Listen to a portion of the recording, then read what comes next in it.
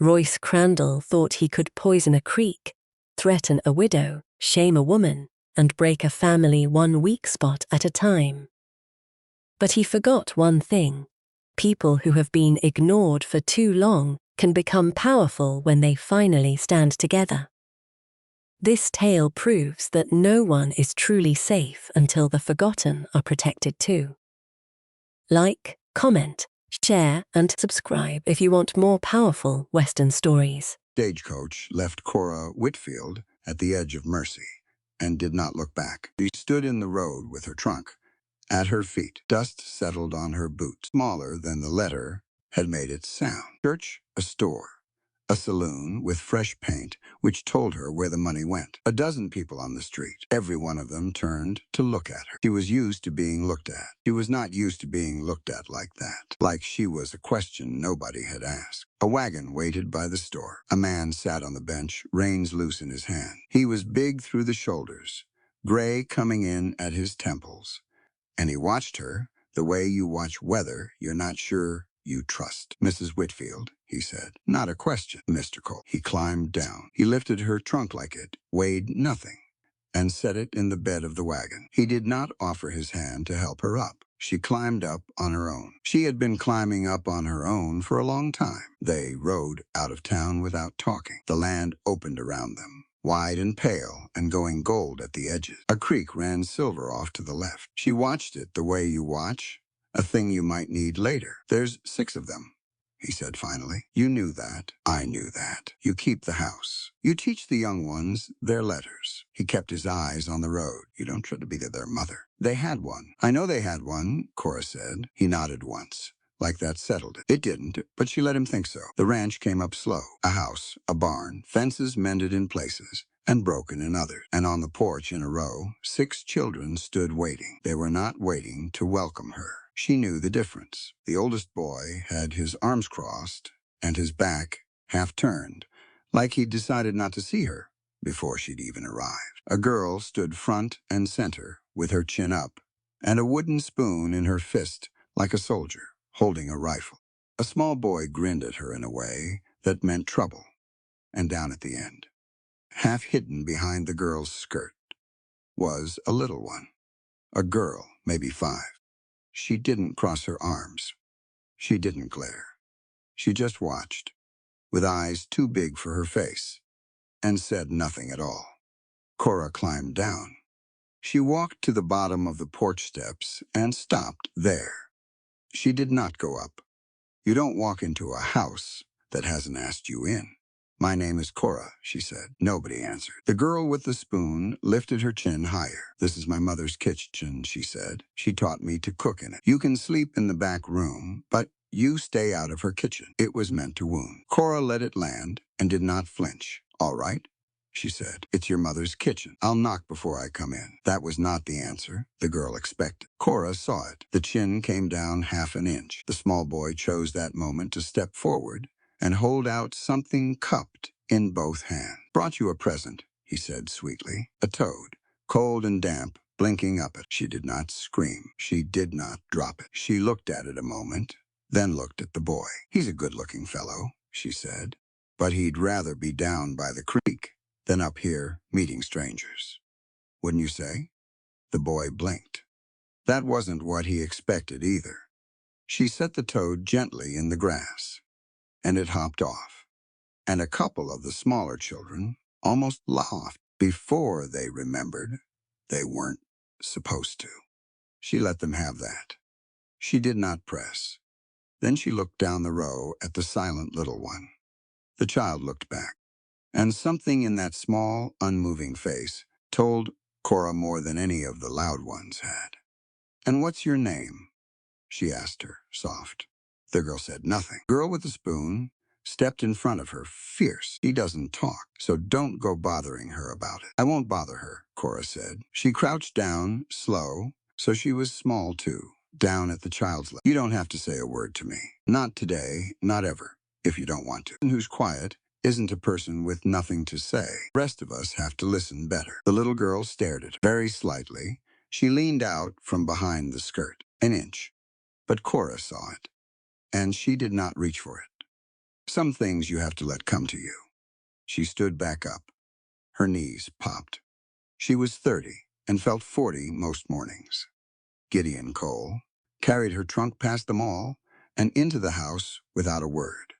The children filed in after him, the oldest boy last.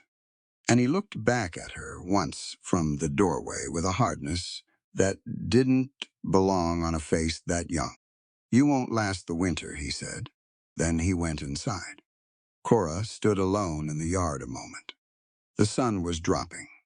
The creek ran on, silver and patient.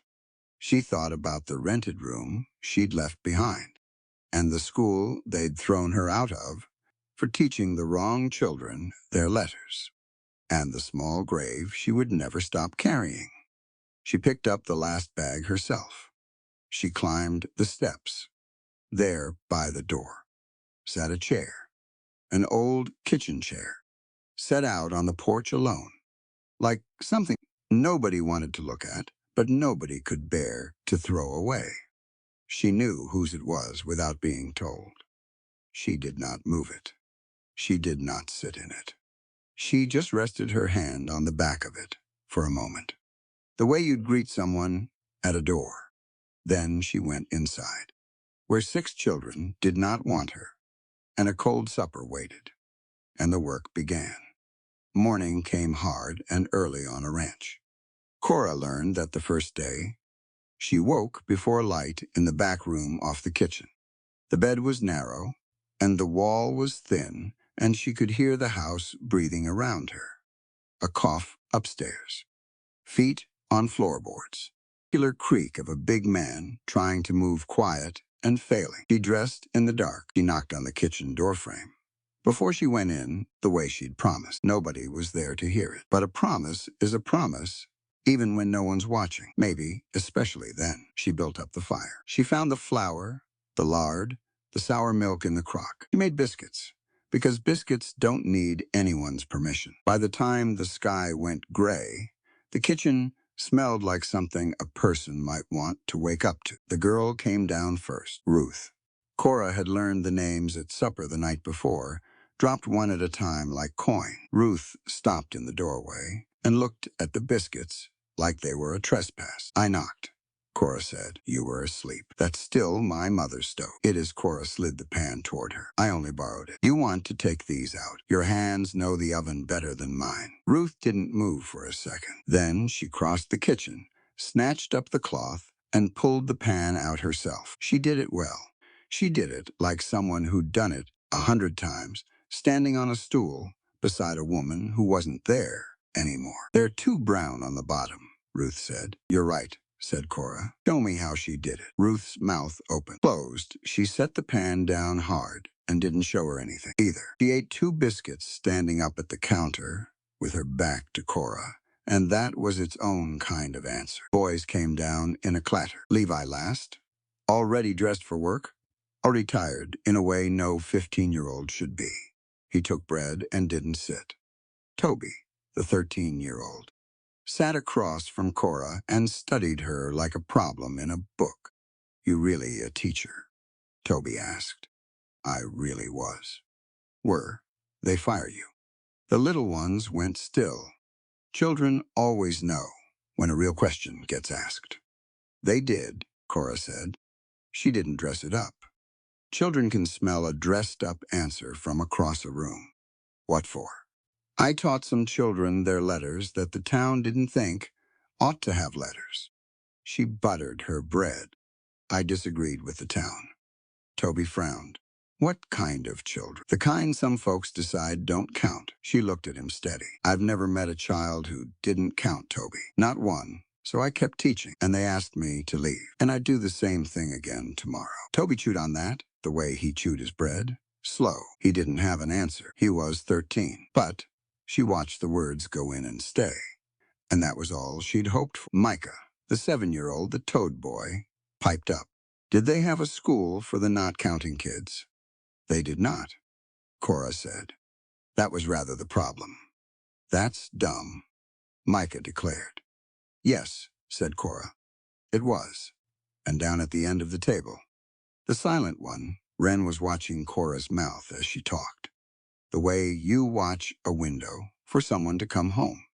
The work of the day was endless, and it did not love her. She scrubbed and hauled and mended. She found the pantry near empty, and the accounts in a tin box near emptier. She found the rhythm of 6 children who'd decided, separately and together, to lock every door she came to. Levi wouldn't speak unless spoken to. Ruth guarded the kitchen. Toby tested her with questions like a man tapping a wall for the hollow spot. Micah broke a plate by accident and watched her face to see what would happen. Asa, the 9-year-old, hid behind a book and stammered when she asked his name so badly that his ears went red, and she did not finish his sentence for him, and she did not look away. And she did not laugh. She just waited. He got the word out. RR reading. That's a fine thing to be doing, and moved on, and saw his shoulders come down half an inch. And Wren said nothing at all. 6 children, 6 locks, and Cora with no keys. Only patience, which is the slow way in, but the only one that holds. In the afternoon, Gideon sent her into town with a list, and the wagon and Solomon Freeman to drive it. Cora had met Solomon at the barn that morning.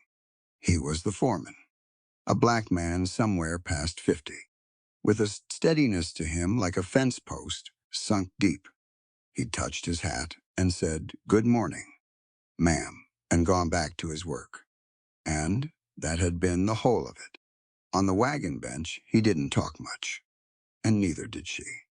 And it was a comfortable kind of quiet. "Halfway to town," he said. "Mild as you please. Children given you a hard road." 6 hard roads, Cora said, all going different directions. Solomon almost smiled. "They're good children. They're just scared.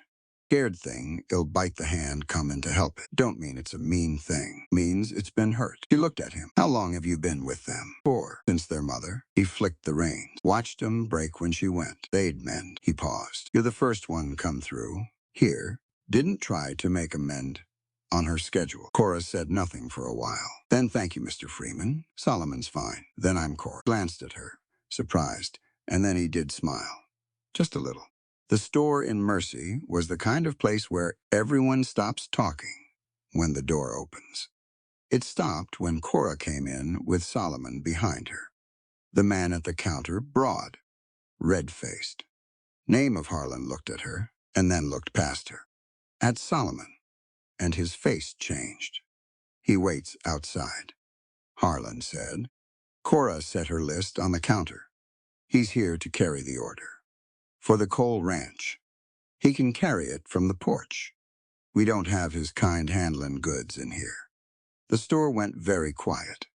Solomon had gone still in the particular way she would come to learn, meant he had been still like this many times before, in many rooms, and had learned that stillness cost him less than anything else. Cora did not raise her voice. She'd learned long ago that the loud ones in a room rarely win it. "Mr. Freeman fought in the war," she said.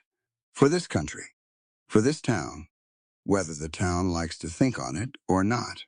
He keeps the books straighter than I do, and his word is better than most men's signature." She slid the list an inch closer. "I'll buy these goods from you, and he'll carry them, and you'll take my money same as anyone's. Or I'll take the coal account down the road to Carson's and tell them why." Harlan's jaw worked. Money is a powerful argument in a small town. He filled the order. He did it ugly, slapping the sacks on the counter, but he did it. Outside, Cora stuck out her hand to Solomon. In the middle of the street, in front of the store window, where the whole town could see it. He looked at her hand. He understood what she was doing better than she did. A handshake between them in the open, in 1874, was not a small thing. "You sure, ma'am?" he said quietly. "You'll pay for this. Not just me, I'm sure." He took her hand and shook it, once firm. Behind the window, faces. Let them look. A boy was watching from the wagon.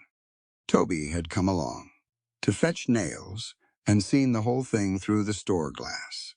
He didn't say anything, but Cora caught his face, and the wheels turning behind it. And she thought, good, let it turn. They were loading the wagon when the rider came. He sat a fine horse and wore a fine coat, and he looked down at them from the saddle, the way some men are born, believing they have the right to look down. Behind him, a lean, hard man with a low-set gun. Cora didn't know the names yet. She'd learn them. You'd be the new woman out at Cole's Reach, the man in the coat said, smiling. The smile didn't reach anywhere near his eyes. Royce Crandall, I own most of what you can see from here. Cora Whitfield, like he was checking it for cracks. Gideon Cole's got himself a houseful of trouble, and not much water left to wash it with. That creek of his runs through my range before it gets to his. He let that sit. Big country for a faded little outfit to hold on to. You tell him Royce Crandall said so. I'll tell him you said hello, Cora said pleasantly. I'll leave out the part where you threatened him in the street. It's untidy. Something flickered behind Crandall's eyes. He wasn't used to being answered. He looked at her a beat, longer than was polite, then at Solomon with open contempt. Then he touched his hat and rode on. Solomon watched him go. That man, he said, low, is the kind learns your weak spot and saves it for winter. Then we'd best not have a weak spot, Cora said. Solomon huffed something that wasn't quite a laugh. Everybody's got one, Miss Cora. The trick is which one you let 'em see. That night, she hung up her coat by the back door and found something in the pocket she hadn't put there. A scrap of paper, folded small, the way a child folds a secret. She opened it by lamplight. It was a copy of an advertisement. Widower with children seeks honest housekeeping help. Western Wyoming. And below it, in a child's careful, anxious hand, the draft of a letter to a help agency in Cheyenne. The handwriting was round and serious, and trying very hard to look grown. Cora read it twice. Someone in that house had sent for her. Someone small. Someone who had then stood on the porch and glared like she was the enemy. She looked toward the stairs, where 6 children slept, locked up tight in their 6 rooms of grief, folded the paper back up the way it had come. She didn't say a word about it. Not yet. Some doors you don't kick in. You wait by them. You let them open from the inside, turned down the lamp, and went to bed. She started the school on a Tuesday in the barn, because the barn was nobody's mother's, and she knew it going in. The kitchen was Ruth's holy ground. The parlor still held the chair. Nobody sat in. But the barn was just the barn hay and dust and the smell of horses, and a person could learn things there without it feeling like a betrayal. She set a plank across 2 barrels for a desk. She'd brought 3 slates from town, and chalk, and a primer worn soft at the corners that had been hers since she was a girl. She rang no bell. She just sat down on a crate and waited, and one at a time, out of boredom or curiosity, or the simple gravity of a grown-up doing something on purpose. The children came. Not Levi. Levi had a man's work and no time for a child's lessons. And that was its own kind of wound she'd get to later. But the others drifted in. Mike Toby, looking for a fight he could win with Asa, looking like he'd rather be anywhere on earth. And after a while, hanging back in the doorway, Wren, Ruth, to supervise. Make sure this stranger didn't teach her brothers. And I'd your mother everything I need to know. Then you'll be the best. Cora handed. You can hear Micah's letters while I work with Asa. He won't say them right for me yet. He might for you. It was a small thing, but it moved Ruth from across the line to beside it. Just an inch. And Cora had learned that you build a bridge an inch at a time or not at all. Asa was the hard one and the dear one. He could read. That was the thing nobody understood. Read better than boys twice his size. But ask him to say a word out loud, and his throat closed like a gate. And the harder he tried, the worse it got, until his face went red and his eyes went wet, and he hated himself in front of everyone. First day, she asked him to read 1 line. 1.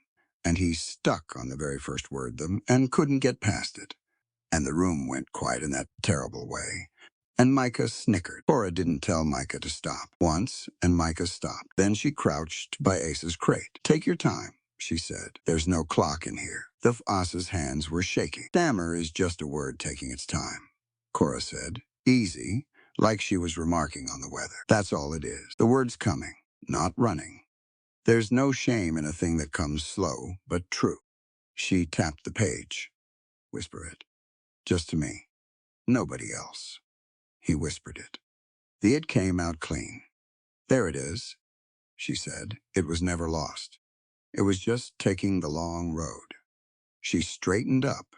"Read me the rest in a whisper, then. We'll let the loud reading wait for a day you feel like it." He read her the whole line in a whisper, and only stumbled twice. And at the end, he looked up at her like she'd handed him something. Maybe she had, after Toby said low, so Asa wouldn't hear. Mama used to finish his words for him, to help. He hated who, Cora said. "Person wants to arrive at his own words, even slow, especially slow." Toby looked at her a long moment, filing it away. That boy filed everything away. It was the second day that Solomon came to the door of the barn. He stood outside it, like a man standing outside a church. He wasn't sure it would have him. Cora saw him there and kept her voice ordinary. "Solomon, we could use another grown pair of ears in here. These letters get away from me." He turned his hat in his hand. "I don't." He stopped. A man his age, who had carried a rifle for his country, ashamed to say it in front of children. "I never learned 'em," he said finally. "My letters. Where I come up, it was against the law to teach a black man to read. They meant it too. A man could lose a hand." The barn went quiet. The children stared. Micah's mouth was open. Cora did not make it a big thing. Making it a big thing would have been its own cruelty. "Then it's lucky," she said, "that the law in this barn is different." She slid a slate across the plank. "There's a seat right here. You learn alongside the children. There's no shame in it. The only shame's in the men who kept it from you, and that shame is theirs, not yours. And it always was." Stood in the doorway a moment more. Then he came in, a big man folding himself down onto a crate beside a row of children, taking up a piece of chalk in a hand that had done harder things than this and never this. "Now I'll tell you all something true," Cora said, to the whole barn, to the children and the man together. "Reading isn't a thing some people are born deserving, and some aren't. It's a door, and every single person in this room has the right to walk through it. The boy who stammers, the girl folks say, should only learn her sewing." She glanced at Ruth, who looked away. "The man they told it was against the law to teach. Every one of you. That's not my opinion. That's just the truth. And the truth doesn't care who finds it inconvenient." Wren in the corner had her slate. She wasn't writing letters. She was drawing, but she was listening. Cora could always tell when Wren was listening, because the child went a particular kind of still, the still of someone catching every word and saving it somewhere safe. Recipe book came that evening, and it came by accident, the way the realest things do. Cora was in the kitchen knocking first, always knocking, trying to make supper stretch over 8 people in a thin pantry. Ruth was at the table, pretending to mend, watching her fail. "You're doing it wrong," Ruth said at last, unable to bear it. "Mama never just boiled it like that." Ruth stopped herself like she'd said too much. "She'd what?" Cora asked, gently, not turning around, so the girl wouldn't feel watched. A long silence, then the scrape of a chair. Ruth went to the shelf and took down a book, not a real book, a stitched-together thing. Pages soft and stained. A woman's careful handwriting filling every line. She held it against her chest a second. Then she set it on the table. "Open." She wrote them all down, Ruth said. Her voice had gone small, so we wouldn't forget. "The stew she made Sunday nights. The bread." She stopped again. "Wren used to hum when Mama made the Sunday stew. She doesn't hum anymore, do anything anymore." Cora dried her hand. She came and looked at the book, but she didn't touch it. "You don't touch a thing like that without being asked. That's the most precious thing in this house," Cora said. "You know that." Ruth nodded, fierce, her eyes bright. "Then we won't lose it." Cora finally looked at her, straight on. "Here's what I want you to understand, Ruth. I'm not here to write a new book over hers. I couldn't. I wouldn't want to. Your mother's in every line of this. and she's going to stay there. She paused, picking her words like stones across a creek. But a kitchen's a big place. There's room in it for her recipes, and a little of mine too. Adding doesn't take anything away. You can love what's gone and still let something new sit down beside it. That's not betraying her. That's how you keep her warm. Ruth's chin trembled. She didn't cry. She was too much her mother's daughter for that, Cora suspected.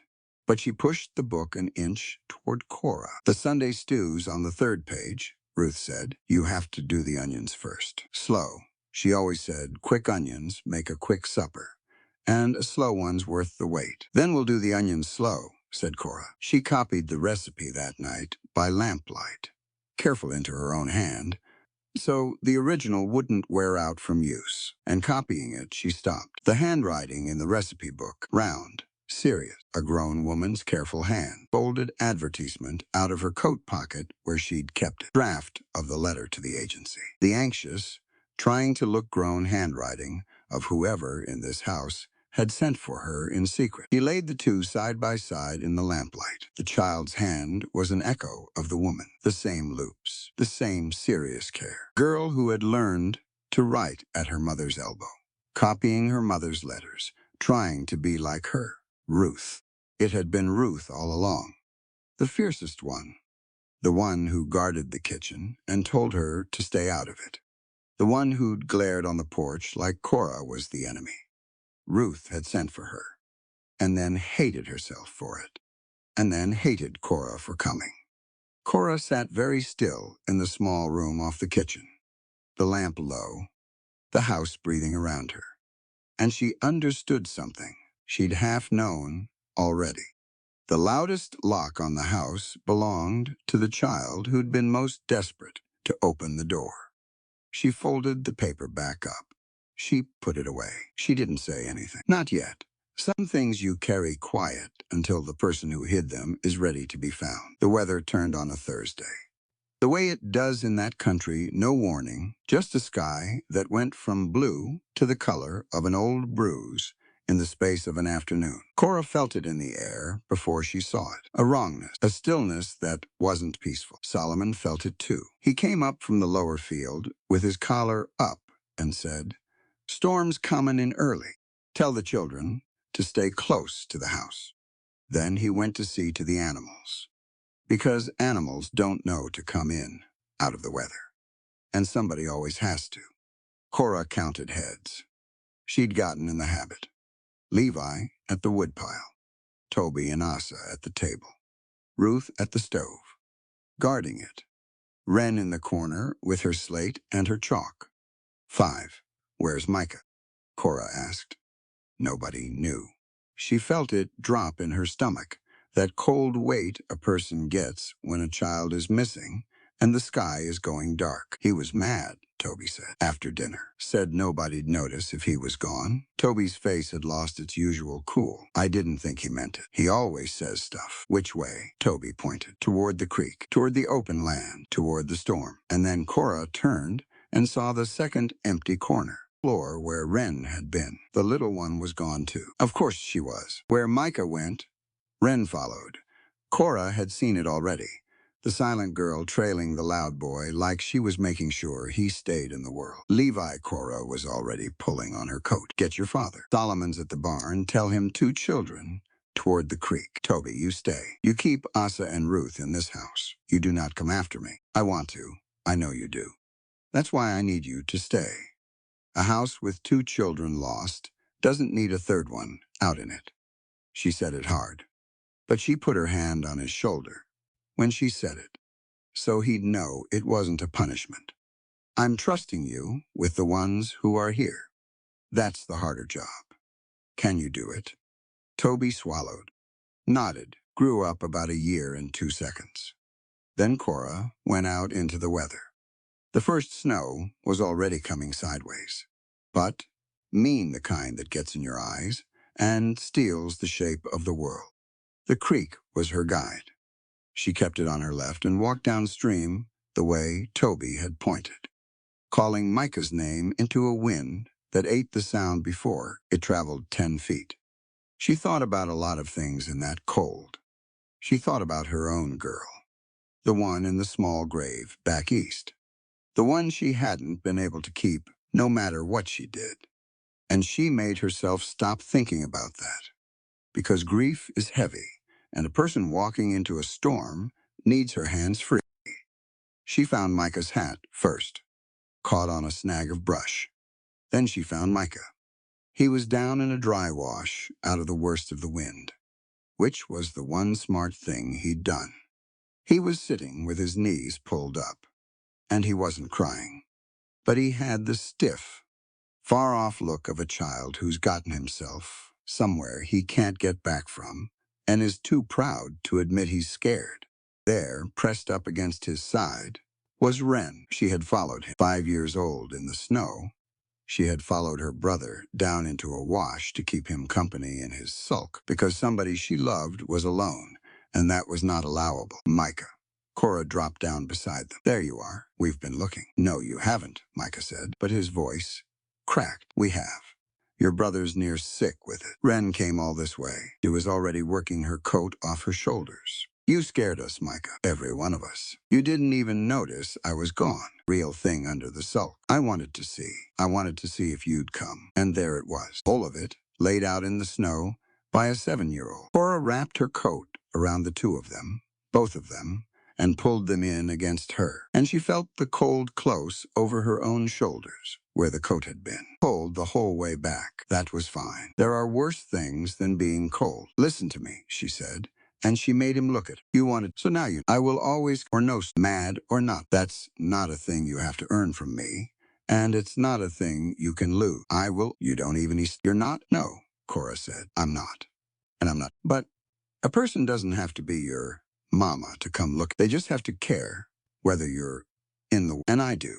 I care very much. She pulled them tighter, both of you. Mike into her, and Wren, on the other side, slid her small cold hand into Cora's and held on, and did not come up out of the wash, and there was Solomon on his horse, and Gideon on foot, both of them gray, and Cora handed the children over, and only then realized how hard she was shaking. And not all of it. Gideon scooped Micah. He looked at the boy's face, and at Wren wrapped in Cora's coat, and at Cora herself, who had no coat at all, who'd given it to his children, and walked back through a storm in her shirt sleeves. He didn't say anything. He wasn't a man who said things easy. But something moved across his face that hadn't been there before.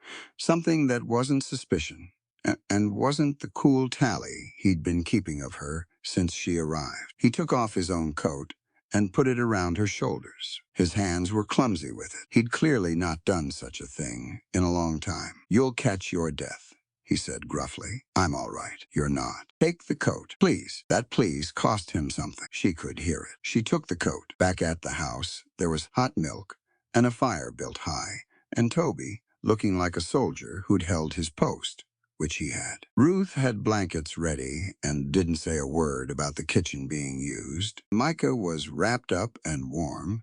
She sat next to him and held his hand under the blanket where the others couldn't see. And Cora pretended not to notice, because some kindnesses need privacy. Later, when the little ones were down and the house had gone quiet, Gideon found Cora in the kitchen. He stood in the doorway the way he did, present, but not quite in. He'd brought a cup of coffee. He set it on the table near her.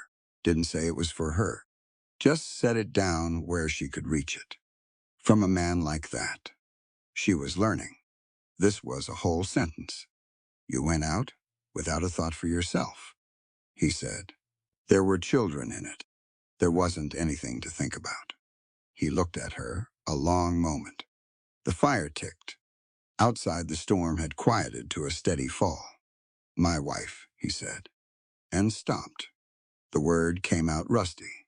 Hannah, she'd have done the same, walked into anything for them. He turned his cup. I haven't been able to do much of anything since. Walk into a room, mostly. I just go through it. He shook his head, like he was surprised at himself for saying it. I don't know why I'm telling you that, because it's 2 in the morning, Cora said softly. Things get said 2 in the morning that don't get said at noon. That's all right. They can stay here. He wrapped her hands around the coffee. Mr. Cole, you kept them fed. You kept them whole. You kept going through the rooms when going through them was all you had. That counts. Don't let anyone tell you it doesn't. He didn't answer, but he didn't leave either. He stood in his own kitchen with this stranger, and the silence between them was not the wary kind anymore. It was just quiet. Two people tired by a fire, neither one alone. In the morning, there was a drawing under Cora's door. Wren had pushed it through in the night. Cora unfolded it on her knees. A house. A square house with a crooked chimney and smoke coming out, which meant warm, which meant alive. And in front of it, in a row, the way they'd stood on the porch, that first day figures. Cora counted 7, 6 children, and one tall figure off to the side, with a long skirt and hair in a knot. Not in the middle, where a mother would be, off to the side, but there, in the picture, part of the house with smoke coming out. Wren had drawn her in. Cora sat on the floor of the little room a long time, holding it. Then she looked closer, because that was her habit, looking closer at the quiet thing. In the corner of the drawing, away from the house, down by a wavy line that had to be the creek, Wren had drawn one more figure, a man Cora didn't recognize, not Solomon, not Gideon. The proportions were wrong. The hat was wrong. A stranger by the water, and in his hand, something small and dark that Cora couldn't make out. A man at the creek. Cora frowned at it. She filed it away the way Toby filed things. In the place where you keep what you don't understand yet. She didn't know it yet, but the silent child, who saw everything and said nothing, had drawn her the most important thing in the whole house, and Cora had it in her hands, and she could not yet read it. That would come later. For now, she pinned the drawing to the wall above her narrow bed, where she could see it. 7 figures and a house full of smoke. She looked at it every morning after that. She waited 3 more days before she said anything to Ruth. You don't open a thing like that on a child's timetable. You open it on theirs. The chance came on a gray afternoon. The boys were out with Solomon. Wren was napping. It was just Cora and Ruth in the kitchen, the recipe book between them. The slow onions going in the pan the way Hannah had written it down. Cora reached into her apron pocket and took out the folded. She set it on the table, gentle, the way you set down something that might. Ruth's color went out of. I found it in my that first day. Somebody's no edge. And then I found your mother, Ruth. The same loops, the same care. You learned to write at her elbow. Ruth's nothing. Her eyes filled. Sent for me, Cora said. Broke. Ruth wasn't a loud crier. She was too proud for it. Too much the little woman of the house. Tears just came and ran down, and she swiped at them angry. I had to. Levi's so tired he falls asleep standing up. Papa stopped being Papa. He just walks around like a ghost in his own self. And I'm 11, and I can't keep doing it. The bread, and the washing, and Wren, and Micah, and all of it. I can't. She gulped it. So I wrote the letter. I sent for somebody. I sent for you. And then you got off that coach. Ruth's voice cracked into something raw. And you walked up to the porch. And you looked just fine. Like you belonged. And I thought, she's going to come in here and use Mama's stove and sleep in our house. And the boys are going to like her. And someday they're not going to remember Mama needed. She stopped, pressed her fist to her mouth. I did it. I brought you here. And then I hated you for coming. I hated you, and it was my own fault you came, and I couldn't tell anybody, because then they'd know it was me. They'd know I gave up. There it was. The whole of it. The way Micah's had come out in the snow. The same wound, just an older child's version of. Cora did not reach for her. Some children you hold, some children you'd crowd. Ruth was the second kind, at least for now. Instead, Cora sat down across from her so they were level, and she let the girl cry herself down to the bottom of it. Then she spoke. Ruth, I want you to listen to me, because this is the truest thing I'm going to say to you, and I want you to keep it. She waited until the girl looked up. You did not give up. You reached out. Those are opposite things. A person who's given up doesn't write a careful letter. in her best hand and find the address and mail it in secret. That's not surrender, child. That's the bravest thing in this whole house, and the most grown-up. And you did it alone. And you've been carrying the weight of it alone ever since. Ruth shook her head. I'm supposed to take care of them. I'm the girl. Mama would have. Your mother was a woman, Ruth, a grown woman, and you are 11 years old. Cora leaned in. Somewhere along the way, the weight of this whole family got set down on your shoulders. Maybe nobody meant to do it. Grief makes everybody set their burdens down wherever there's a free pair of hands. And yours were right there. But it was never yours to carry. Not the bread, not the washing, not whether your brothers smile, not whether your father comes back to himself. None of it. That's not a child's job. It never was. Then, whose is it? It's the grown-ups. It's mine now. Some of it. It's your father's. When he's ready. And he's getting closer. It's a whole houseful of bigger shoulders than yours. Cora reached across. Not to grab her. Just to lay her hand flat on the table. Palm up an offer. You can set it down. Ruth, you don't have to carry the family. You just have to be 11. Let somebody carry it with you. That's not giving up, either. That's just letting yourself be a child a little while longer. You're owed that. Everybody's owed that. And it got taken from you too soon. Ruth looked at the open hand on the table. For a long moment, she didn't move. Then she put her own hand in it, small and chapped and cold from the work no child should be doing. And she let Cora hold it. Are you going to tell them? Ruth asked after that it was me. Not unless you want me to. They'd think I'm. She didn't finish. They'd think you saved this family, Cora said. But it's yours to tell when you're ready or never. I'll carry it quiet as long as you need. She squeezed the girl's hand and let it go. That's the other thing about being a child.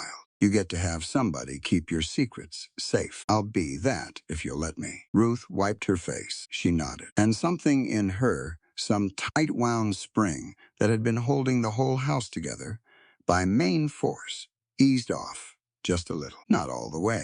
You don't unwind 2 years of holding on in one afternoon. You do it an inch at a time, like everything else worth doing. You went back to the onion. They cooked them slow, worth the wait. Trouble came that same evening.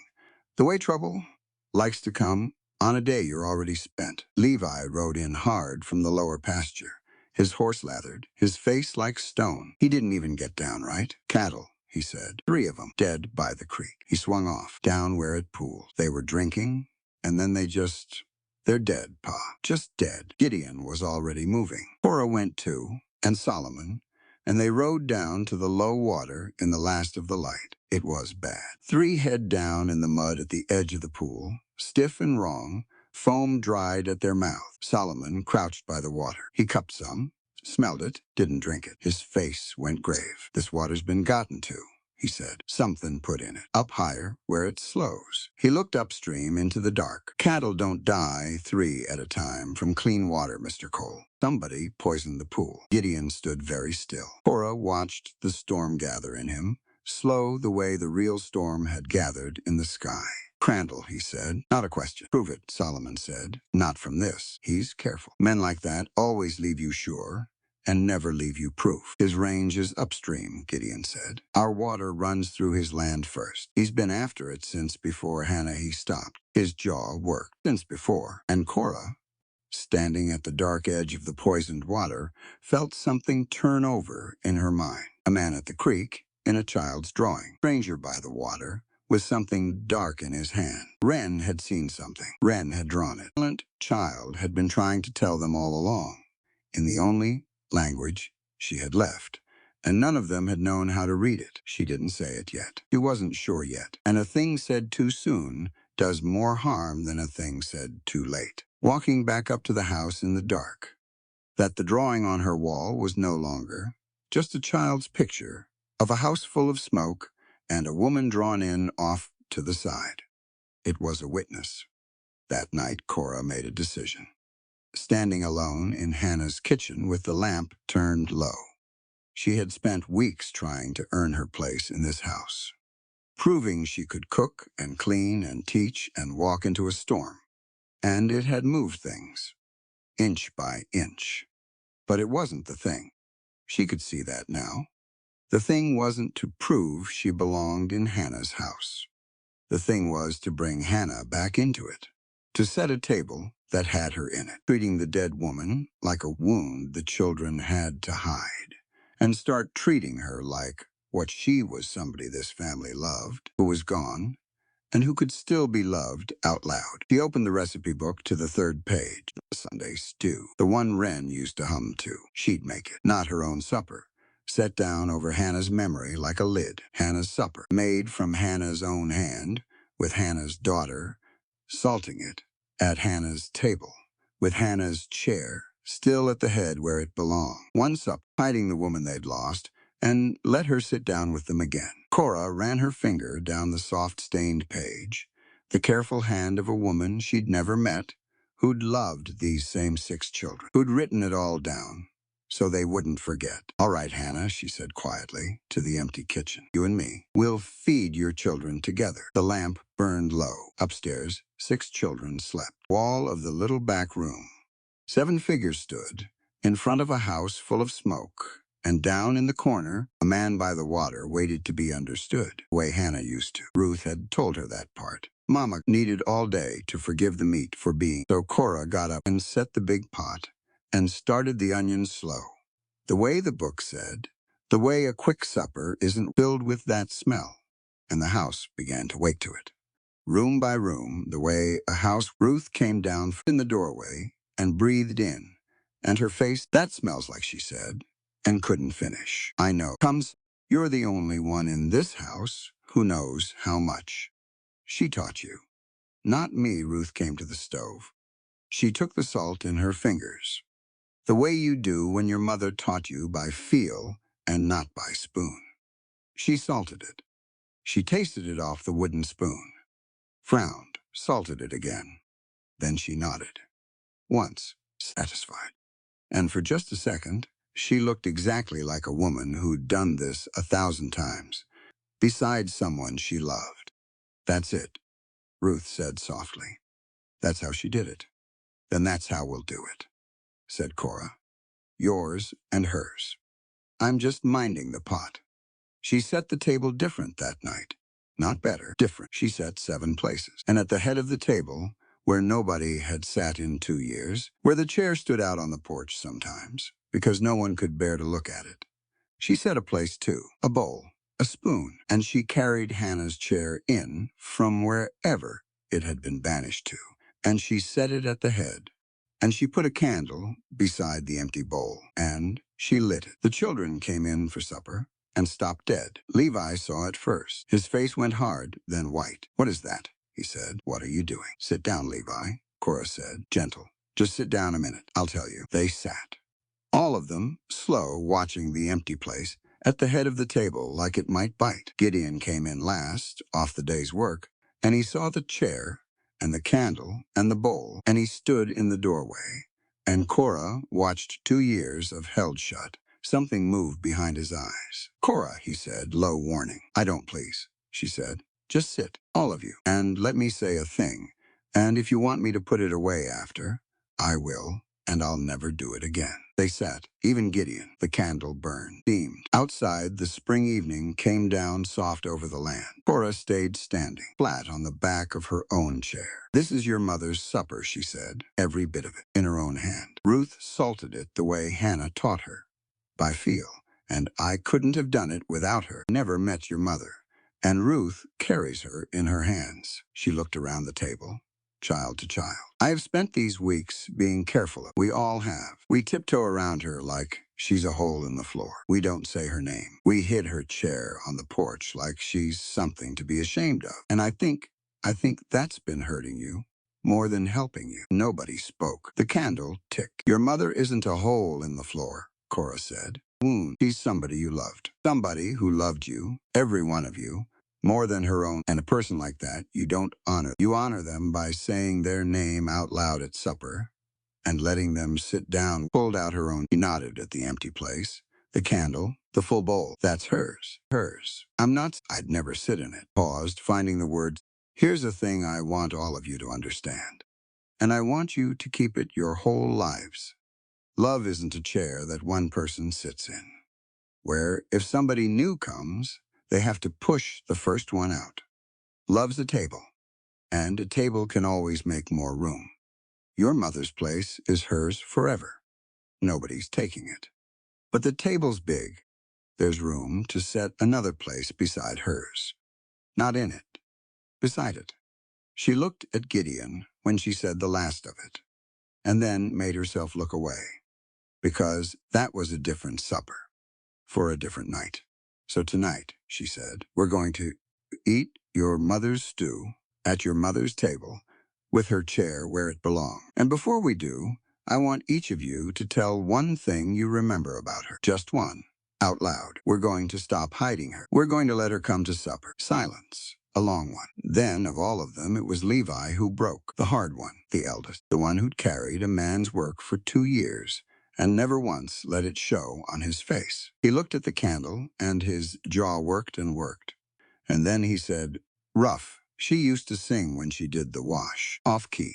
Real bad. Voice cracked clean in half. I'd forgot that. I forgot she sang till just now. And then Levy Cole put his face in his hands at the supper table and wept, finally, 2 years late, and nobody told him to stop. And Cora did not move to him, because a boy crying like that needs to be let, not hushed. Toby went next, quiet. She called me her little judge, 'cause I argued. A wet laugh. I'd argue it was raining when it was raining. Asa, no stammer at all, which Cora noticed and tucked away. She read to me. Did all the voices. Mike fears she made the best biscuit, better'n yours. Cora said, far better than mine, I'm sure, and meant it.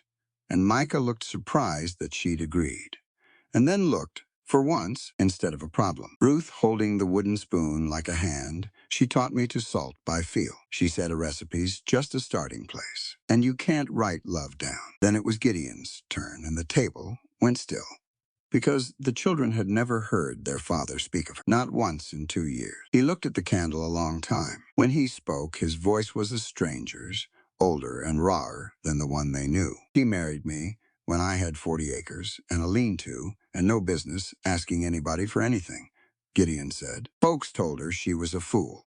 She said she'd rather be a fool with me than sensible with somebody else. He stopped. His hands were flat on the table. When she, after the fever, I couldn't say her name. I thought if I said it, I'd come apart, and I had 6 children and a ranch and no time to come apart. He looked up, and his eyes were wet, this big closed-up man. And he didn't hide it. I'm sorry. I should have let you talk about her. I was so busy not coming apart that I left you to grieve her alone. That was wrong. I'm sorry. Papa, Ruth whispered. Her name was Hannah, Gideon said. To all of them. To the candle. To the empty chair.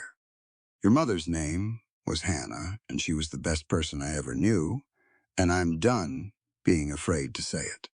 And then the smallest miracle of the whole night happened. So quiet that for a second nobody caught it.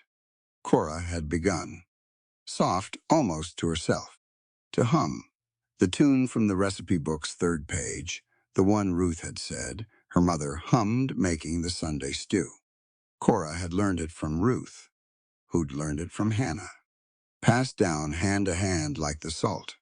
She hummed it low, ladling out the stew, and from the end of the table. Thin and rusty and unused for 2 whole years. A small voice joined her.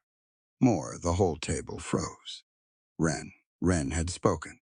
The silent child, who hadn't said a word since the fever took her mother, was holding up her tin bowl with both hands, looking at the steam coming off the pot. And she had said a word.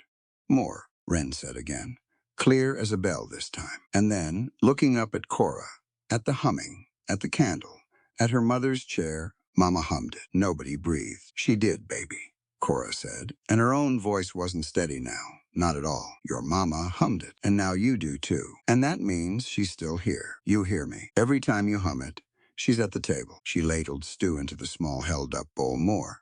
All she wanted. Here's more, Wren. There's always more for you. Then the table came apart. But the good way this time. Ruth was around it and had Wren up in her arms, both of them crying and laughing. Micah was yelling. She talked. She talked. Levi, red-eyed, was grinning like the boy he hadn't been in years. Asa was patting Wren's back, saying her name over and over, like he was making sure it landed somewhere it would stick. Gideon sat at the head of the table next to his wife's empty chair with tears running plain down his weathered face, and didn't wipe them away. All the noise and the warmth and the steam. Gideon's hand found Cora's where she stood beside the pot. For a moment, his rough fingers over hers. He didn't look at her when he did it. He didn't have to. And whole sentence the man had ever said to her, and it said everything. She let her hand stay under his a moment. Then there was stew to serve and 6 children, and she got back to the work, because that, too, was a kind of love, and the realest kind she knew. Later, much later, when the little ones were down and the dishes done, Wren would not go to sleep without Cora. She tugged her by 2 fingers up the stairs and into bed, and Cora sat with her. And the child, who had 2 years of words saved up, used a few more of them. The man, Wren said, drowsy at the water. Cora went still. What man, sweetheart? But Wren was already asleep. The way small children drop off, all at once, mid-thought. The man at the water. Bad water. 3 dead cattle. A drawing on the wall. Cora tucked the blanket up under the small chin and sat there in the dark a long moment. The warmth of the night going cold in her chest. Something was very wrong by the creek. Silent child had been trying to tell her since, before she could speak it, Cora thought. Looking at the sleeping face now, Wren had her voice back. Now, she could say what she'd seen. The house changed after that supper. Not all at once, the way you feel a season turn. Wren talked. Not a flood. She'd been quiet, too long for a flood, but a steady trickle. Growing. She named things. She asked questions she'd been saving for 2 years. She called Cora Miss Cora like the others. And once, half asleep, called her something softer that Cora didn't correct and didn't repeat. Asa read aloud in the barn school without a stammer more days than not now. And on the days the stammer came back, Cora just waited. No clock in the room. And it passed. Solomon came to lessons regular. He'd gotten his own name down, Solomon Freeman, in big, careful capitals, and the day he wrote the whole thing without help, he sat and looked at it a long time and didn't say anything. And Cora didn't either, because some things are too big for talk. And Levi started coming to supper like a boy again instead of a tired man. He laughed once at something Toby said, surprised himself doing it, and then did it again on purpose, just to feel it. Even Gideon was different. He sat at the head of the table, now at the other head, the one that wasn't Hannah's chair, and he talked, asked the children about their day, told a story now and then. He still went quiet, still walked off into himself sometimes, but he always came back now. Cora had learned to wait for it, and he always came back. And between Cora and Gideon, there was a new thing. Careful and unspoken, like a coal banked under ash. A look held a second too long. A hand brushed passing the bread. Neither of them named it. It wasn't time. Warming the house from somewhere underneath. One evening, he asked her to ride out with him to check the north fence, and she went, and they rode a long way. In the easy quiet she was learning was his real. I had to know why. Maybe because the country was so big and open. That small held in back east, a baby. She didn't.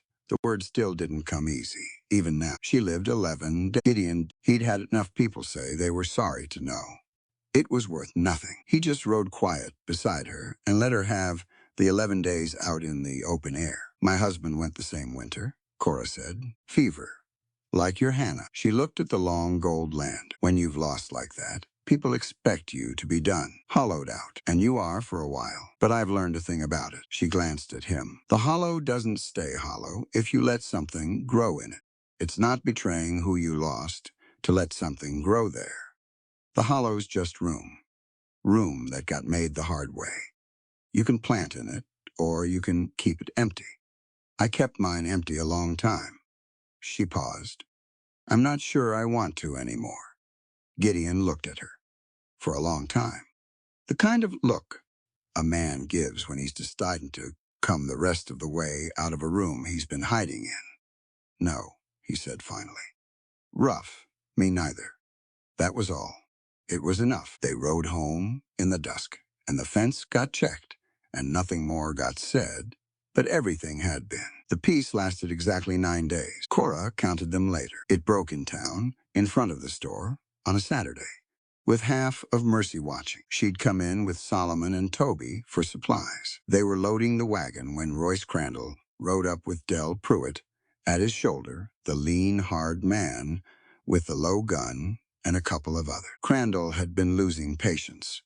Cora would understand later. The coals weren't selling. The poisoned water hadn't broken them. So now he came to break them a different way, in public where it's shame. He looked at Solomon loading flour, and he smiled that smile that never reached his eyes. Hold up, Crandall said loud for the street. I don't believe I like seeing your boy here, handling the town's goods, Cole. He hadn't even noticed Gideon wasn't there. He was performing. We had an understanding in Mercy. His kind unload. They don't shop. They don't shake hands in the street like they're white folks. He looked straight at Cora when he said it. Whole town heard about that. The street had gone dead quiet. Harlan stood in his doorway. Faces in windows. Solomon set the flour down. Slow, and his face had gone to that stillness Cora knew now. The stillness that had cost him everything not to break 100 times before. Cora opened her mouth. But it was Toby who stepped forward first. 13 years old. The diplomat. The watcher who filed everything away. He stepped between Crandall's horse and Solomon. This boy, half the size of any man there, and his voice shook, but he said it loud. You leave him be. Toby's chin was up. He fought in the war. For the country. Cora said some children don't get to count. And that's wrong. And it's the same wrong. He counts. Solomon counts the same as you. The stared at the boy. And then Levi was there. He'd come in separate, on horseback, and seen the gathering, and Levi swung down and walked over and stood next to his little brother, shoulder to shoulder, in front of Solomon. 18 and 17, between the two of them, against grown armed men. My brother's right, Levi said. His jaw was set just like his father's. Saul's family, you got something to say to him, you say it to all of us. Cora's heart was going hard, but not from fear now, from something else. From watching the things she'd been saying, in the barn, in the kitchen, in the snow, climb up out of her mouth and into these boys, and stand up in the street on its own 2 legs. She moved to stand with them. So did, after a breath, Reverend Teague, who'd come out of the church and taken in the whole scene. He was a round, soft man, and he planted himself in the street like he wasn't. Royce, the Reverend said, mild and immovable. This man bled for this country at Fort Robbins. He's got the scars and the discharged papers to prove it, which is more than I can say for you. Any town that won't sell him a sack of flour ought to be ashamed to call itself Mercy. He looked around at the watching faces. And any one of you standing in your doorway, saying nothing, you ought to think on that tonight. Saying nothing is its own kind of answer, not the one you'll want to have given. Come judgment. Crandall's face had gone ugly. He'd come to shame the Coles, and instead he was the one standing alone in a street that had stopped agreeing with him. He could feel it shift. Men like him always can. This isn't finished, he said. He yanked his horse around. He rode off. And a boy of 13, and a boy of 15, and an old soldier, and a fat preacher had made him do it. Solomon let out a long breath. He put a hand on Toby's shoulder, and one on Levi's. And he didn't say anything for a second, because he couldn't. You didn't have to do that, he said finally. Rough, cost you something. Standin' with me. In front of folks, it'll follow you. Miss Cora says a man's worth's in whether he keeps his word. Toby said, not his color. You said that too. Solomon looked at Cora over the boys' heads. There was a whole life in that look. Yes, he said. I did say that. He squeezed Toby's shoulder. didn't hardly believe a soul was listening. I was listening, said Toby. We all were, said Levi. That night, Cora finally took the drawing down off her wall and brought it to the supper table. She waited till the meal was done and the little ones drowsy. Then she smoothed it flat on the table and crouched by Wren's chair. Wren, honey, this man here, pointed to the figure by the wavy creek, the stranger, with the dark thing in his hand. You drew him. When did you see him? Wren looked at the drawing. He looked toward the window, toward the dark and the creek beyond it. And a shadow crossed her small face. By the water, Wren said. He put the bad stuff in, from a jug, remembering her new voice. Careful, I was getting the brown cow. He didn't see me. He had a hat like. She made a shape with her hands. A flat-brimmed hat. Blood ran cold and then hot. What did the man look like, sweetheart? Was he young? Old, big, skinny, Wren said. Mean face. He had a gun here. Patted her own small hip low. Low set. Low slung. Across the table, Levi went rigid. Pruitt, he said. Del Pruitt. That's Crandall's man. That's the one rode in with him today. He looked at Cora, at Gideon, white-faced. She saw him do it. Wren saw him poison the creek. The kitchen went silent. Gideon stared at the drawing, at the careful child's lines, the creek, the man, the jug. He'd looked at this same picture, pinned to a wall, and seen nothing. They all had been telling us, Gideon said slowly, and his voice cracked. Since before she could talk, she drew it, been carrying it this whole time, alone, with no words to put it in, and we... He stopped. He looked at his smallest daughter, like he was seeing her new. Nobody listened. We thought she had nothing to say. And she had the most important thing of all. That's the thing about the quiet ones, Cora said softly, her hand on Wren's small head. Folks decide they've got nothing to say. Mr. Crandall decided it about Solomon. The whole town decided it about a little girl who couldn't talk. And the quiet ones see everything. They watch while everybody else is busy talking over them. Wren saw the truth that would have slipped right past every grown man in this valley. She looked around the table. You want to know what's really going on anywhere. You go find the person everybody stopped listening to. They've been keeping the whole story. Wren leaned into Cora's hand. Sleepy, not understanding she'd just changed everything, only knowing she'd been heard. Gideon folded the drawing careful, like it was made of glass. Now, it was the only thing in the world that could put Royce Crandall where he belonged. Tomorrow, he said quiet, I ride to the Reverend and to Parsons, and anybody. We're not waiting for Crandall to make... He looked at the drawing in his hand, then at he poisoned. And if Wren saw what I think she saw, that fence on the town road, he may have cost me more. Met his warm table with the danger gathering outside it. That Crandall would not. A man like he strikes, and he'd strike where it was softest. She just didn't yet know he'd strike at. Crandall didn't wait long. Men like that never do.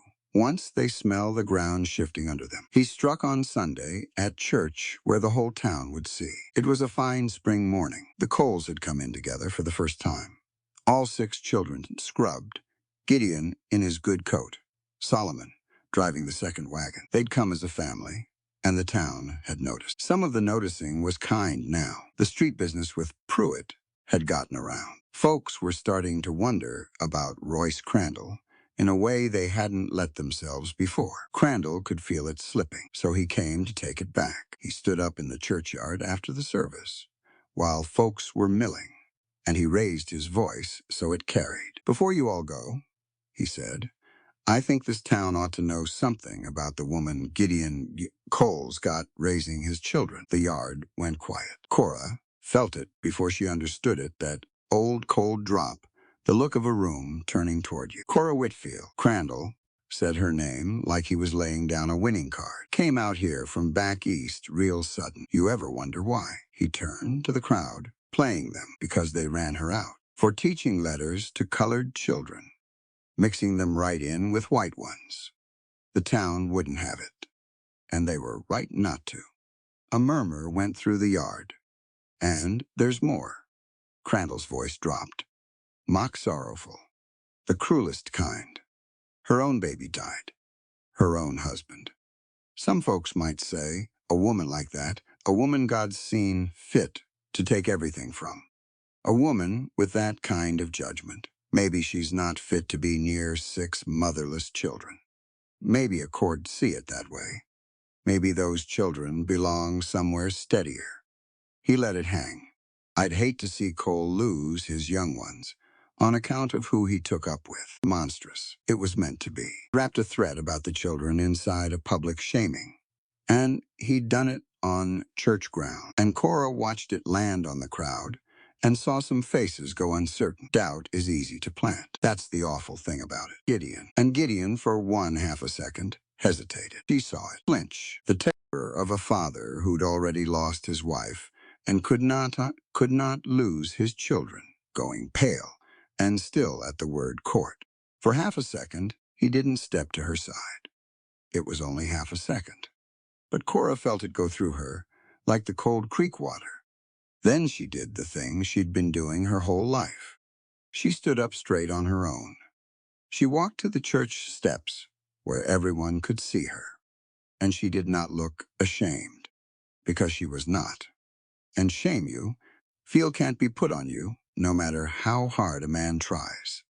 Mr. Crandall has the facts mostly right, Cora said, clear and steady to the whole yard.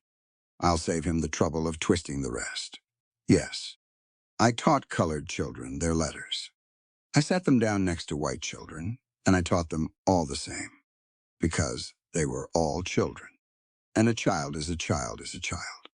And not one of God's children was born less deserving of knowing how to read their own name. She let that sit.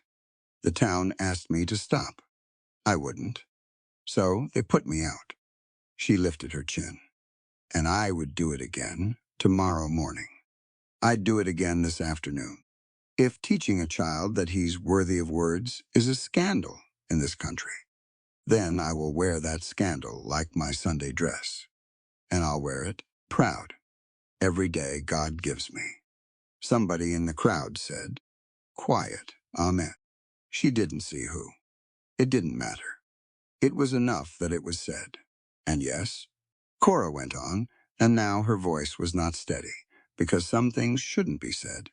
Steady, I lost a daughter, 11 days old, and a husband the same winter. Mr. Crandall thinks that's a mark against me. He thinks grief is proof a person's unfit. She looked right at him. I think it's the opposite. I think a person who's buried a child knows exactly how precious a child is. I think it's why I walked into a snowstorm for a boy who's not even mine. I think it's why I'd do it again. The losing didn't ruin me for those children, Mr. Crandall. It's the very thing that lets me love them. She turned from him then to the crowd.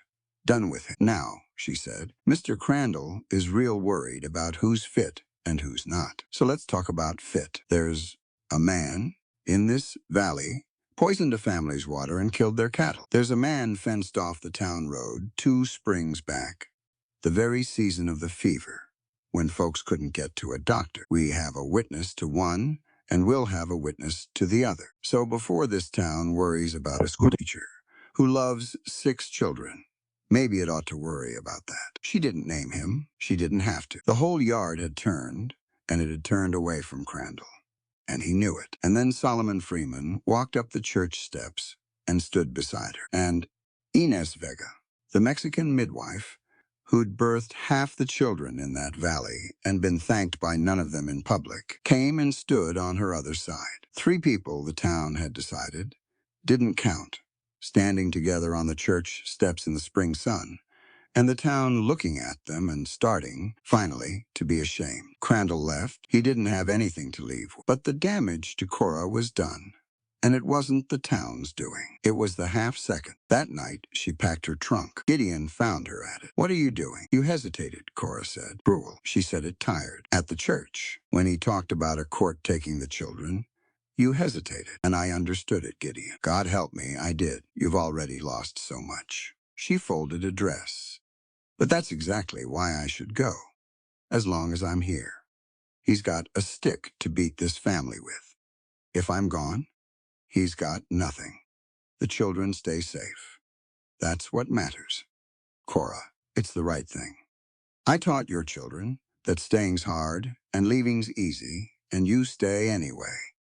But there's another lesson next to that one. Sometimes the loving thing is to go. If you're going, keeps them whole. Her hands were shaking on the dress. I'd rather break my own heart than be the reason somebody takes those children from you. Gideon stood in the doorway, and for a long moment he didn't say anything. And she thought, that's that. He's letting me go. And the 11 days, and the whole winter, and the one supper, all pressed down on her at once. Then, from behind him, came a voice. No Ruth, and behind Ruth, the rest of them.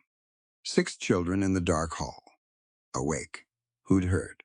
Ruth stepped past her father into the little room and stood in front of the trunk, with her chin up and her wooden soldier face on. The same as the first day on the porch. Only everything about it meant the opposite now.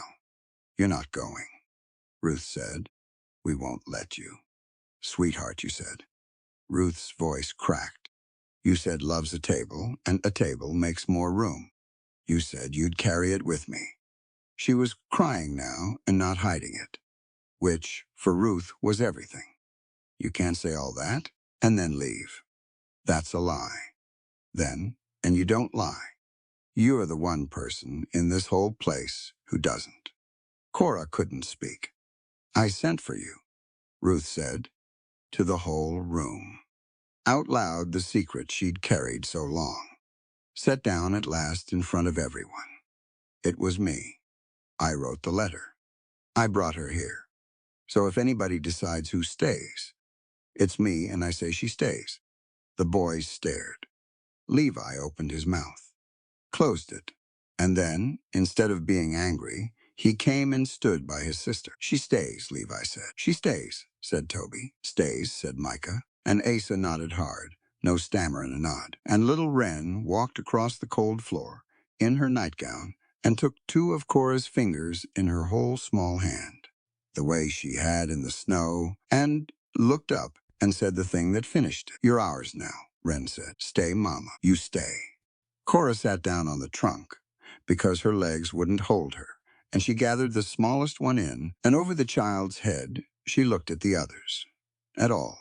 6 of them, the locked house thrown wide open. At last, every door. Gideon, in the doorway, had tears on his face and didn't wipe them. I'm sorry, he said. For the I was a coward for half a second, and you saw he came into the room. I'm not going to be don't go. Not, we don't want safe without you in. We'll fight Crandall together. But don't you? She stayed. Crandall made his last play 3 nights later, and it was the worst one. Because a cornered man reaches for the biggest thing. He went for the dam.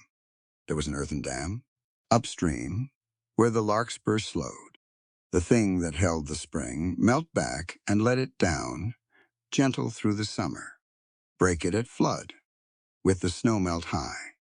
And the whole roaring weight of it would come down the valley in the dark and take the coal herd. The lower fields, maybe the barn. And in the morning Crandall would shake his head and say, Cole couldn't manage his own water, couldn't keep his own dam. A man like that had no business on land this valuable, and offer to buy it cheap. But he'd reckoned without 2 things. He'd reckoned without a valley that had started, finally, to talk to itself. And he'd reckoned without a little girl who couldn't sleep and heard horses by the creek. Wren woke Cora at midnight, tugging her 2 fingers, pointing at the window. The mean man, she whispered. By the water. Lots of them this time. Cora was up and moving. She woke Gideon, woke Solomon in the bunkhouse, woke Levi, and Solomon did the thing that turned the whole night he rode for the Reverend. And the Reverend rang the church bell the way you ring it for fire. And across the valley lamps came on, because the Reverend had been talking ever since the church steps, and Inez had been talking. And the story of the poisoned water and the fenced road and the witness had spread. family to family, the way the truth does once somebody finally says it out loud. The valley had stopped being a dozen lonely ranches. It had started being a valley. They came, the Garretts and the Parsons, and old McKenna and a dozen more, with lanterns and shovels and ropes, down to the dam in the dark. Pruitt and Crandall's men were already there, working at the earthworks with picks. They'd cut it half through. The water was finding the gap, and the gap was widening, and the roar of it was building. What happened next happened fast, and in the dark, and Cora would only ever remember it in pieces. Men shouting, lanterns swinging, shovels packing mud back into the cut faster than the water could take it. Levi waist-deep in the cold flow, passing sandbags, Solomon on the high ground, calling out where the weak spots were, his voice the steady thing everybody steered by. The whole valley, who'd each been so sure they were alone, working shoulder to shoulder against the water by lantern light. They held it barely. By dawn, the cut was packed, and the water was running its proper channel again, and the herd was safe in the high pasture, and Crandall's men were caught, all of them, mud to the elbows, with picks in their hands at a dam. Pruitt tried to run. Levi tackled him in the shallows, and out of Pruitt's coat, into the mud and the gray morning light, fell a folded. Gideon picked it up. Forged deed, a water rights claim, made out to Royce Crandall, dated and signed, and false as a wooden nickel. Thing Crandall meant to wave the morning proof in his own man's pocket of exact, and Wren's drawing, and Wren's words. Pruitt at the creek with the jug. It all came together in the cold dawn, with the whole valley standing witness. Crandall himself came riding up then, too late, and his forged deed in Gideon Cole's hand, and the entire valley standing in the mud looking at him. He went for his gun. Of course he did. Men like that always reach for the biggest thing they can break. Gideon was faster. He had his rifle up and leveled before Crandall cleared leather, and the morning went dead still. Just the sound of the water running where it ought to run. And Cora watched Gideon's finger on the trigger, and watched his face, and watched 2 years of grief, and a poisoned creek, and a fenced road in the fever season, and a man who'd maybe cost him his Hannah. All of it, sitting right there behind his eyes, with a clear shot in front of him. Gideon, she said, just his name. Soft, he didn't shoot. He held the rifle steady on Crandall, but he didn't shoot. And after a long moment, he said, loud enough for his boys to hear, every one of them watching, my children are standing right here, and I will not teach them that a man settles things with a bullet when he can settle them with the truth. He nodded at Parsons. At McKenna. Tie him. He'll answer to the law. He poisoned my water and forged that deed. And there's a house full of witnesses and a drawing a 5-year-old made that'll hang him better than any bullet would. Let him have his day in a court. He was so fond of court. They tied him. Crandall, who'd threatened a family with the law, was taken away by it. There's a justice in that you couldn't write better. And Gideon lowered the rifle and looked at his sons, who'd seen the whole thing.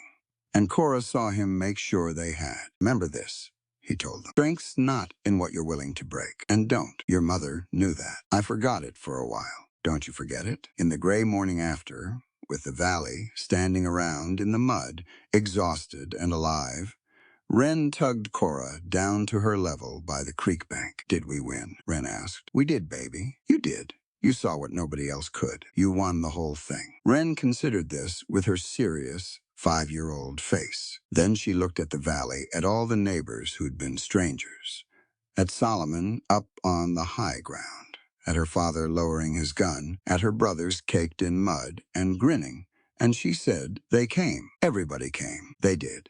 Because we weren't by ourselves anymore. Cora looked at her. 5 years old. That's right, she said quietly. That's exactly right. When folks stand alone, anybody can pick them off, one at a time. When they stand together, when they decide nobody gets left out, not the poor ones, not the ones who can't talk, not the ones folks say, don't count them. Nothing in this world strong enough to break them. She smoothed the child's hair. You remember, That's your whole life, Wren. We're only ever as safe as the person we're most willing to leave behind. So don't leave anybody behind. Ever. They were married in the spring, in the churchyard, where Crandall had tried to shame her, which Cora thought was exactly right. You don't let the bad memory keep the ground. You make a new memory, and you take it back. Reverend Teague did the service. Inez Vega made the cake and cried through the whole thing. And when it came time for someone to give the bride away, Cora had asked Solomon, because she had no father left in the world. And Solomon had said, "Ma'am, there's folks in this town won't like that." And Cora had said, "Then they can stand in the back," and Solomon had walked her down with his back straight and his head high. And the folks who didn't like it stood in the back, and the rest of the town, the better part of it now, stood up. Crandall was gone to answer for what he'd done. The water rights went to the whole valley, held in common, the way water ought to be. Nobody's to hoard. Everybody's to share. The fenced road came down, and the truth about the fever season came out. And it was a grief. But a grief said out loud is lighter than one carried in silence. And Gideon could speak Hannah's name now without coming apart. And that was its own kind of healing. The supper that night was the same kitchen as that first one, back in September. The same stove that had been Hannah's. The same window over the same land. But it held different things now. Cora set the table. Hannah's chair still stood at the head, and the candle still burned beside it. And it always would, every Sunday, for as long as that family had a table, because you don't move the chair, you just make more room. But there were 8 places set now, instead of 7. One for Cora, beside Hannah's, the way she'd promised, not in it, beside it, and one more, because Cora had set a place at the family table for Solomon Freeman, and called him in from the bunkhouse, and when he stood in the doorway, not sure he ought to come in, she pulled the chair out for him herself. "You eat at this table now," she said, "with the family. You've been family longer than I have. Sit down, Solomon." He sat down. Black man at a white family's table in Wyoming in 1870. Not one soul in that house thought it was anything but right, because the children had been raised that last winter to know better. And knowing better is the only Gideon stood at the foot of the table and raised, "I'm no good." Hannah did the talking in this, but he looked 6 children, a woman who'd come off a stagecoach into a yard full of people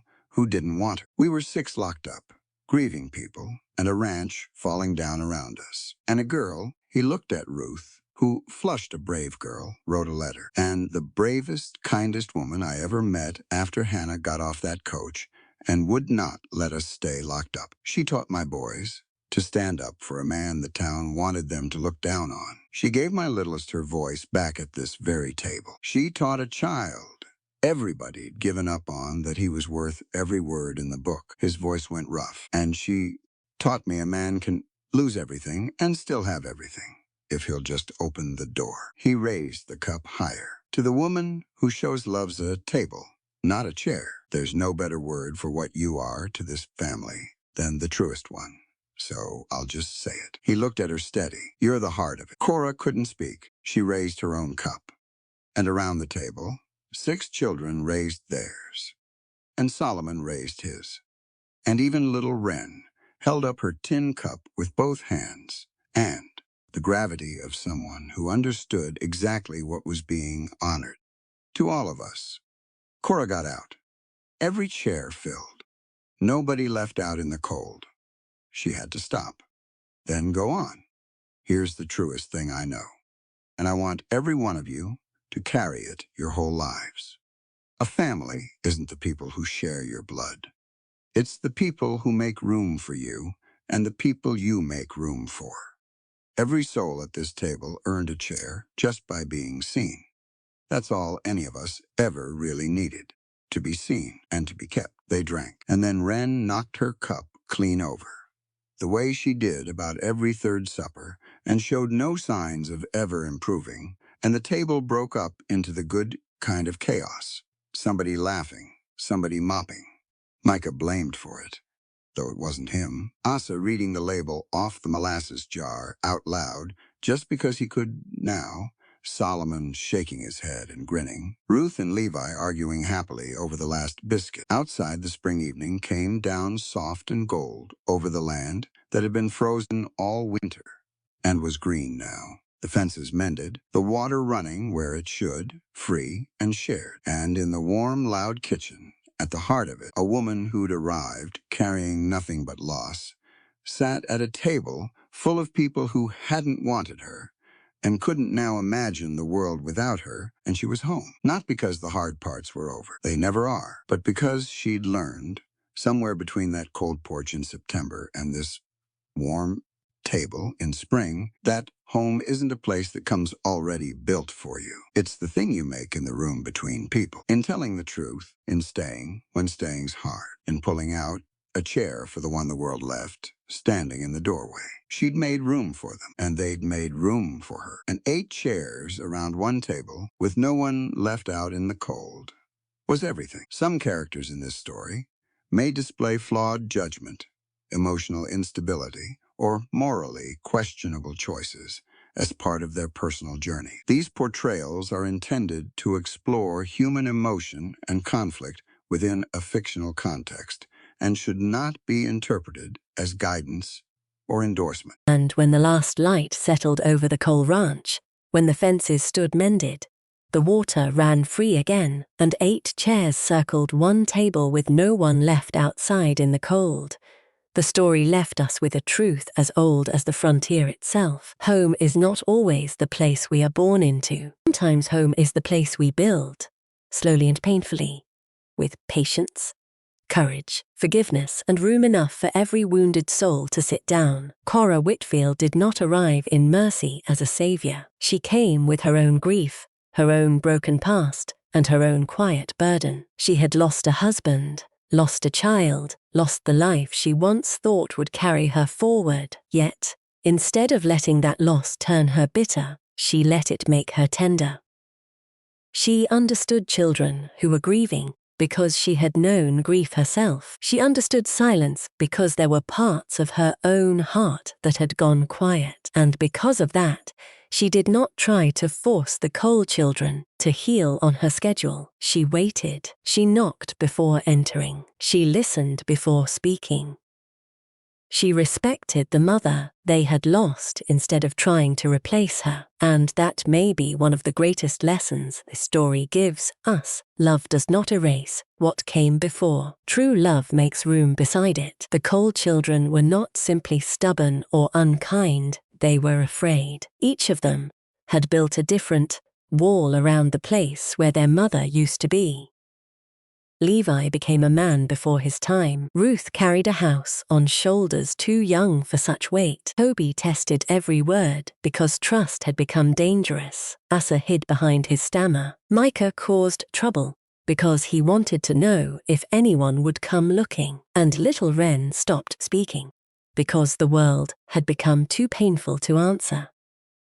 Cora saw what others might have missed. She knew that difficult children are often just frightened children wearing armor. She did not punish them for the armor. She waited until they were ready to take it off. That is a powerful lesson for every audience member watching this story. People are not always what they first appear to be. The angry child may be the one who most desperately asked for help. The silent child may be carrying the truth everyone else overlooked. The tired father may not be cold, only broken. The man standing in the doorway may belong at the table more than anyone realized. If we judge too quickly, we miss the story underneath the behavior. But if we look closer, if we listen better, we may find that the hardest hearts are often the ones that have simply been hurt the longest. Gideon Cole's journey teaches us another kind of courage. He was a man trapped inside grief, walking through the rooms of his house, but no longer fully living in them. He had kept his children fed, kept the ranch standing, kept the days moving. But he had forgotten how to speak the name of the woman they all missed. He thought silence was strength. He thought not falling apart was the same as holding the family together. But silence can become a second loss. By refusing to speak Hannah's name, he left his children grieving alone. He only said her name out loud when he admitted his sorrow and his failure at that supper table. The house began to breathe again. That supper is the heart of the story. Cora did not remove Hannah's chair. She did not sit in it. She brought it back to the table and lit a candle beside it. In that moment, she gave the family permission to remember without fear. She showed them that the dead are not honored by being hidden away, honored by being spoken of, by being carried into the meals, the songs, the recipes, the stories, and the laughter of the living. Love is not a single chair that must be emptied for someone new. Love is a table, and a table can always make more room. The story also reminds us that justice begins when people stop leaving others outside. Solomon Freeman had served, worked, protected, and belonged to that ranch long before many were willing to admit it. Yet, the world tried to keep him standing at the doorway. Cora, and later the children, understood that a family cannot be whole while someone who belongs is kept apart. The same truth applied to the town, to the water, to the valley, and to every person Royce Crandall tried to push aside. Evil often works by isolating people first. It chooses the widow, the black foreman, the quiet child, the grieving family, the person others think is too weak to defend.